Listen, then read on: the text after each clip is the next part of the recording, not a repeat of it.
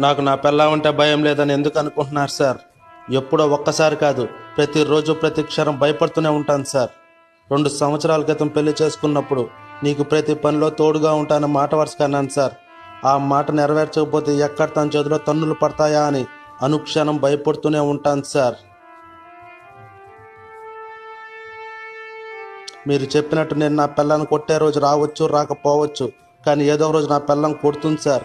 ఆ రోజు ఎలా తప్పించుకోవాలని అనుక్షణం భయపడుతూనే ఉంటాను సార్. పెళ్లి కాని వాడికి భయం వాళ్ళ పేరెంట్స్లో ఉంటుంది సార్. నాలా పెళ్ళైన వాడికి భయం నా పిల్లం కళ్ళల్లో ఉంటుంది సార్.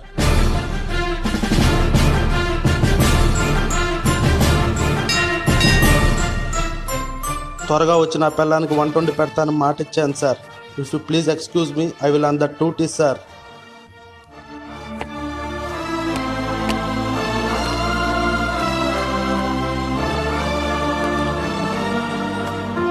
నాది ఒక్కటే కోరిక సార్.